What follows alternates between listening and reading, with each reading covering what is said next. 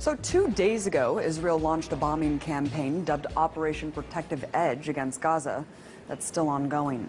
But despite the horrors on the ground, the mainstream media seems to only be telling one side of the story. Take a look at this. From the Wall Street Journal, Israeli air defense intercepts more rockets as fighting continues. And the LA Times goes on to declare that Palestinian rockets reach farther into Israel. And lastly, the New York Times makes it seem like there's an equal playing field by stating Israel and Hamas simply exchange fire. Well, I guess I really can't expect more from a media apparatus that essentially works as stenographers for the U.S. government. Let's take a listen to what the issue is being framed by the White House. We strongly condemn the continuing rocket fire into Israel and the deliberate targeting of civilians by terrorist organizations in Gaza. No country can accept rocket fire aimed at civilians, and we support Israel's right to defend itself against these vicious attacks. At the same time, we appreciate the call that Prime Minister Netanyahu himself has made publicly to act responsibly. Wait, what? Acting responsibly? I must be in the twilight zone, because to me, the collective punishment of an entire population is the opposite of responsible. So, what's the reality on the ground?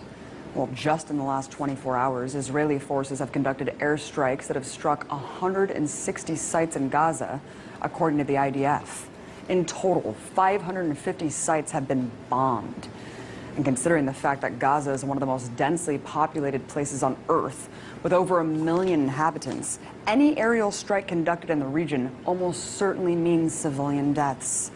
In fact, at the time of this broadcast, the strikes have killed at least 53 Palestinians, including 8 children and an 80-year-old woman.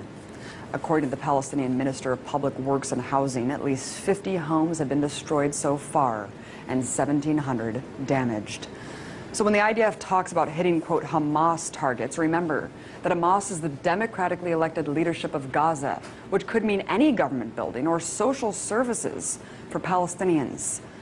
So while the U.S. government can go on and on about Israel's right to defend itself, take heed of the increasing death toll in Gaza and the fact that no Israelis have yet died as a result of Hamas rockets. Look, I denounce deadly force on both sides. But it's important to not frame this as a cycle of violence that's equal.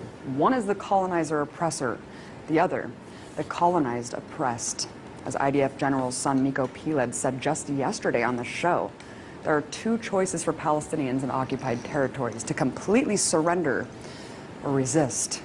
And resistance is what we're seeing now.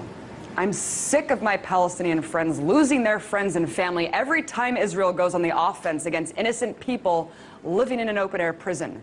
So if demolishing homes, conducting mass arrests, and bombing civilians is, quote, responsible, I shudder to think how many people have to die in order to define irresponsible.